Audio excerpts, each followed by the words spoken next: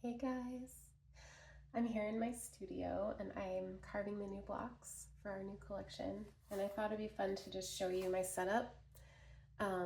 Here's my carving bench. It's upright to keep me from having to bend over and cause repetitive motion damage to my neck and back and all those important parts, and hands and shoulders. I guess I should back up. The best thing about this setup is that there's a window right next to it. Maybe I'll turn the video at the end to show you, but it's the first time I've ever sat right next to a window while carving, and it's really nice to be able to see all the cedar trees and dandelions out there. Deer run through sometimes. And yeah, so this is my bench. It's kind of cobbled together over many years. It actually started out as a jig for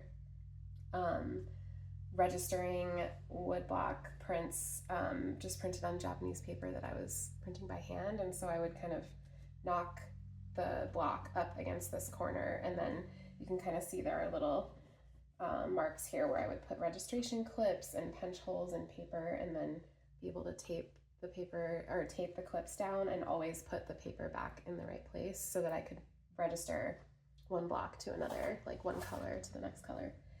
But I'm not really working that way anymore, and so I just put some hinges on it.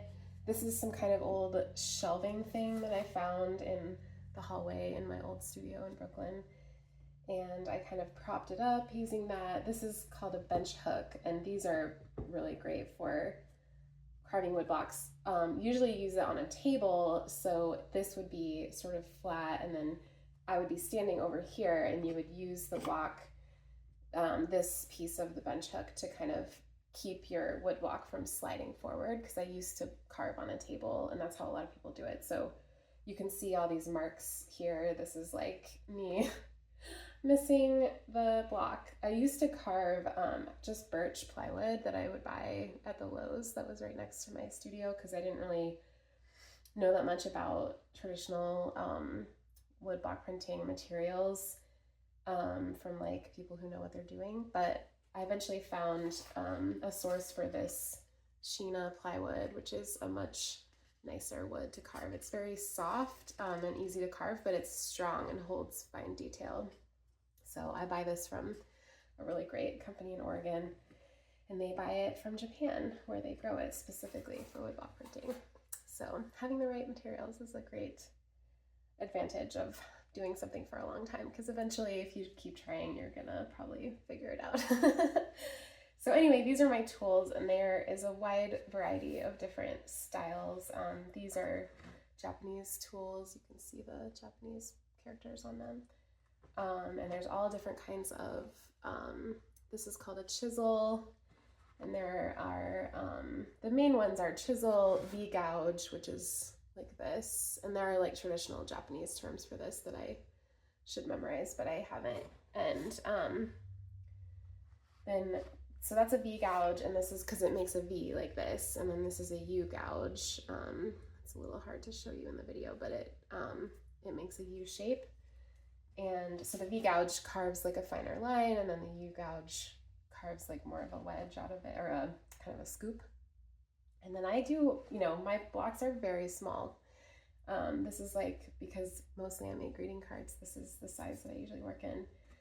So I have a lot of really tiny, like this is a really, really, really tiny chisel. You can see I don't use it that much, that I taped this up when I moved out to Washington, and I haven't unwrapped it since then.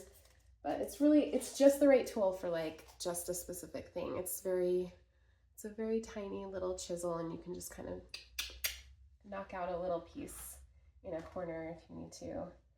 And then these are my newest tools. I think the company is called FAF. I need to look up the pronunciation of that. Please forgive me if I've butchered it. But these are of a different kind of handle.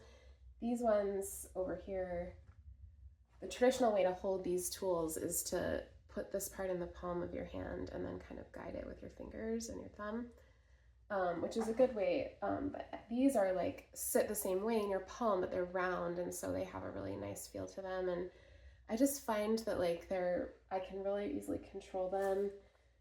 Something that happens a lot with the V gouges is that from Japan that I've used is that when I go to make a mark, there's like a tiny fine line at the very bottom, which I think is intentional. Like they, you know, a lot of printmakers want to be able to make really, really fine lines, but I always wanted more of like a kind of a V-shaped chunk at the bottom of that line, and these, I feel like these tools do that more easily. So those are the main styles of tools. There's one more thing I want to show you, which is this is a brush that's just a simple like nylon brush, but I found this in my grandfather's box of engineering tools after he died. And so I use this every single time I carve a block. I use it to like get the wood shavings out of the place where I've just carved. And I like feeling like I have a little piece of him with me. I didn't know him very well, but you know, it's just nice to know that there's like a little piece of history, that my family history, that I'm keeping with me every day in my work. And so I think in the second part of this video, I'm going to show you how I carve out the letters, because I get a lot of questions about that for text. And this is the tool I use for that. It's just a knife. It's just a pointy knife. And I actually try to discipline myself not to use this knife all the time, because it is the most precise way to cut and carve, but I like to try to use the other tools to give it a more of a handmade, you know, where you can really see the hand and see the tool in the design in the end. It's really, you know, everyone can draw lines and stuff on the computer, but I think what makes woodblock printing special is seeing the act of carving present in the final image. And so I find that if I use the other tools, there's more of that. But with the letters, I usually do use the knife, because if I were to just have at it with a V-gouge or something, it wouldn't really look very good in the end. So I'm gonna pause the video and change the setup, and then I'll show you how I carve out the letters. Okay, so I'm gonna show you how I cut out these letters. I'm gonna use this knife, like I said. And so this is a straight knife. It just likes straight lines and corners. That's its favorite thing. So I'm going to leave all the curved letters for the end, because those are the hardest, the trickiest to carve.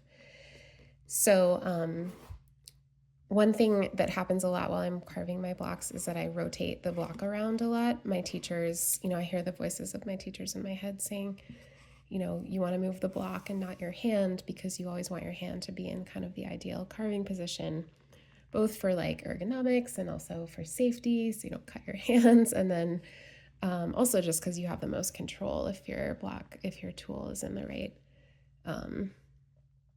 position. So usually with woodblock tools, you would hold it like this, but when I'm using a knife, I hold it more like almost like a pen, but I've got it kind of resting. It's almost more like I'm not sure what to compare this to, but I use 2 fingers to kind of stabilize it at the end, and then I hold it up here. And I'm not sure if that's a traditional hold or not, but that's just the way that I've arrived at it.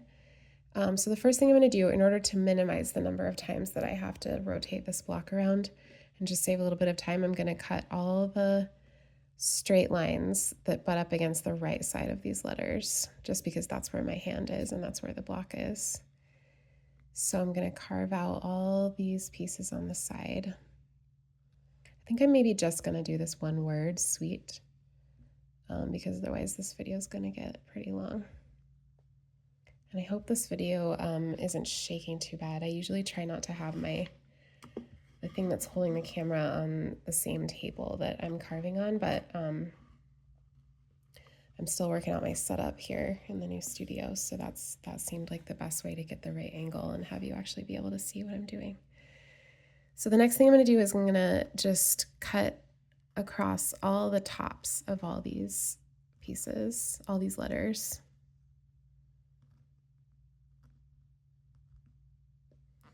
And the next thing I'm going to do is cut the bottoms, because when I go to do this side, the left side, I'm going to really try to finish the job and pop these all out.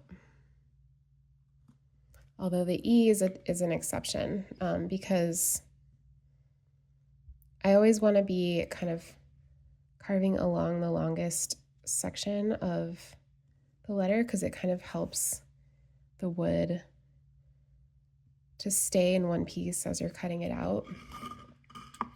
The E's are tricky because it's going across the grain. So, you know, wood blocks have, the wood has a grain, and in this, on this block, I mean, on the Sheena blocks, the grain on the top goes up and down, but then if you go just one layer down here, then the grain is going this way. So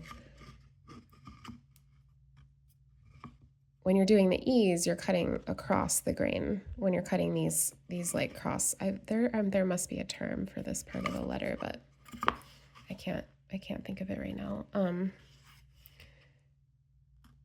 So see how those are just kind of popping out, and then I'm gonna do the long side of the E by cutting it from this direction. There we go. Okay, so I'm gonna come back to the T. Did I finish? So this is another reason why I try to stay organized about which parts of this I've cut and have it, because it's not always easy to see exactly what I've done. But I realize I use my finger a lot by just feeling the block, feeling for where my knife has already been, just feeling for that roughness. So I'll cut out the long part of the E this time first. See how that just kind of, whoops, you can't actually see that. Let me bend this down a little bit. Let me see if I can lift this up so you can see how that piece is right here. So it just kind of pops out and falls away. Bend this down one more time. Okay, let's do this other part of these E's. Little extenders. I'm gonna have to look up what that is, the term.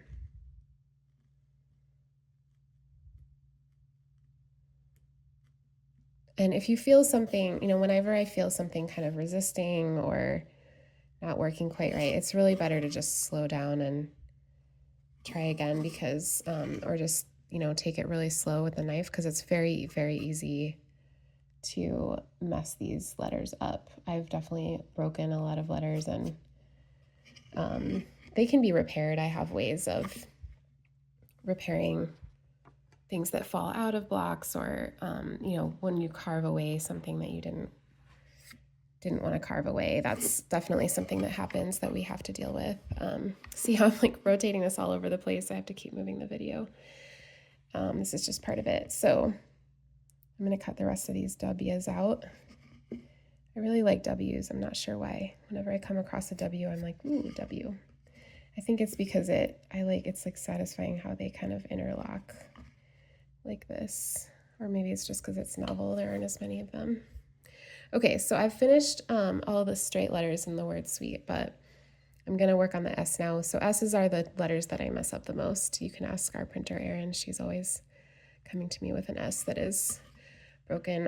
One thing that I've worked on over time is just designing the blocks in a way that makes the letters work better.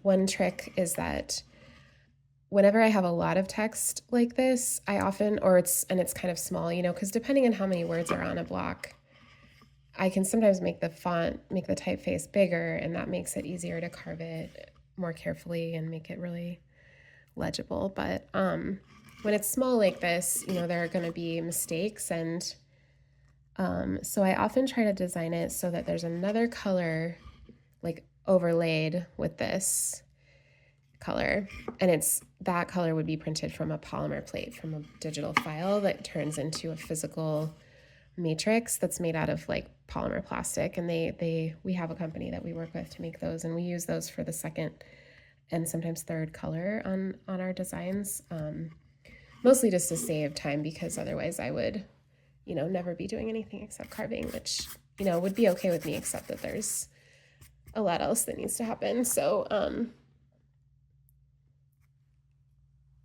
yeah, so when there's a polymer plate that's going to get printed over this, you know, when I carve it, it gives the letters the handmade feel that I want it to have. That's why I do it, because I want it to feel like it came from a human being, because these cards go from one human being to the next, and I want them to have that feel.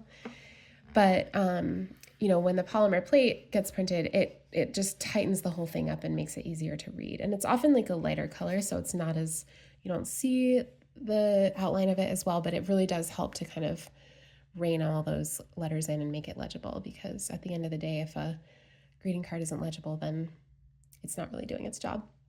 And one more trick that I use is that I used to often have the words standing out in relief. And so like I would be carving away everything that's behind, like around these letters, and leaving the letters raised up. But it's much easier to break them that way, and they are much more fragile, and it's harder to carve them accurately. So I'm usually trying to cut letters out of a solid field instead of carving around them and leaving them up in relief. So part of it is just over time figuring out what works best with our designs. But anyway, that's how I carve out the text on these blocks. Thanks for watching.